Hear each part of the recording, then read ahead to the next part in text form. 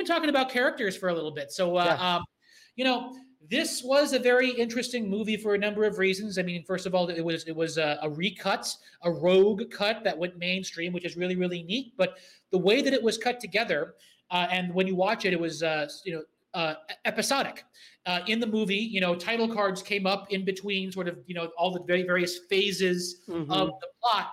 And it screamed to me that originally it was a film that should have maybe have been released as a limited series, a la like the Watchmen series or, like Mad Men or something along those lines where we get, 25 minutes and then another 25 minutes. So I guess what do you think about that?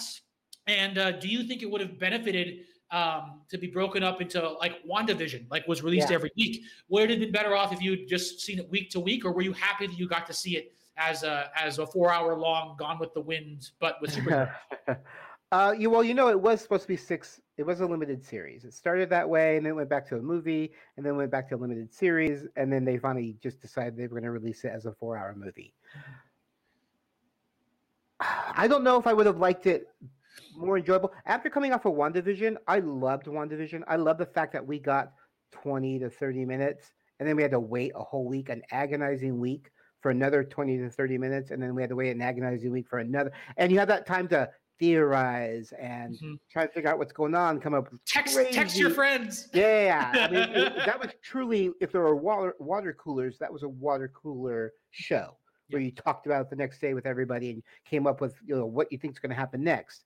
I don't know if the formatting of this would have worked the same way. I would have been content if it would have done part 1, and that was episode 1, and we had to wait a week for part 2. I would have been perfectly fine with that. I enjoy it. Because there's such a limited series, like with WandaVision, it's only 9 hours, or not even 9 hours. It's only 9 episodes. Yeah. You could go through it in a one sitting, 6 hours, and it's done. And then and that's it.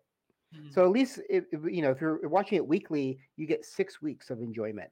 You get to theorize about it and plan stuff out and have watch parties, and it's such a grander thing. Do I think this would have benefited from it? I don't think so. I don't think it was written that way to be seen. I mean, ultimately, I think that's why HBO decided, well, we're just going to release it as one big long movie, because yes, each part was a good stopping point, which I'm glad, like I said earlier, I'm glad they did that, because it did give people time to pause it, take a breath, go do something, and with you watch several parts, and you're like, okay, I'm going to go do stuff. I'll come back to it and watch, a few more.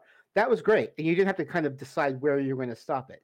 It said, oh yeah, the story was wrapping down. This is a good point to stop. And then it picked right back up, I did like that. I thought it was well done the way it was presented to us. Obviously, they did it for a reason, and I think I'm glad they did do that. In the end, I'm glad it was one long 6-piece movie rather than a TV series. But I would have been happy with a limited series as well.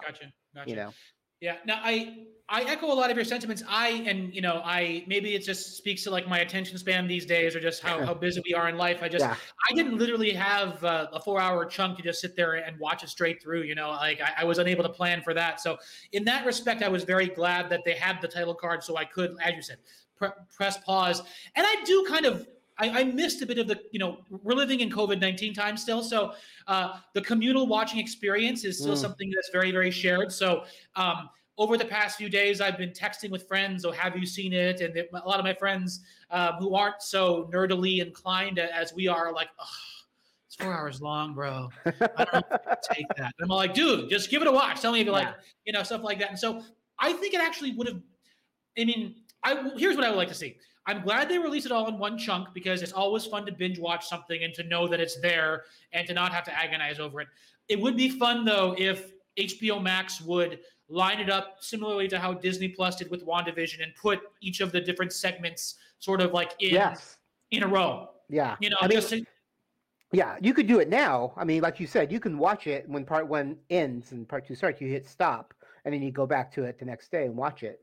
But you're right. It would have been nice if they had it all in one big movie, and then they had it all in chapters, chapter 1, 2, 3, 4, 5, 6. Yeah. So if you wanted to watch it that way, or if you wanted to watch it as one big long thing, because you're right, it's daunting. But if you know that the first half is only 37 minutes, I could knock that out lunchtime. Exactly. And then, the other one is only 47 minutes for part 2.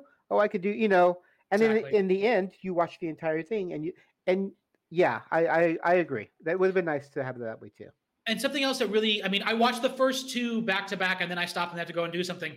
I really dug watching the first two, and because the second episode, the second part is when we get that big Age of Heroes fight when Wonder Woman, takes the arrow to Athens and it opens it up, and then we get that backstory. So I liked having the time to reflect upon that and just think to myself, gosh, that was really, really cool, and I really, really dug that too. So, but it can go either way, and it's true, Kenny.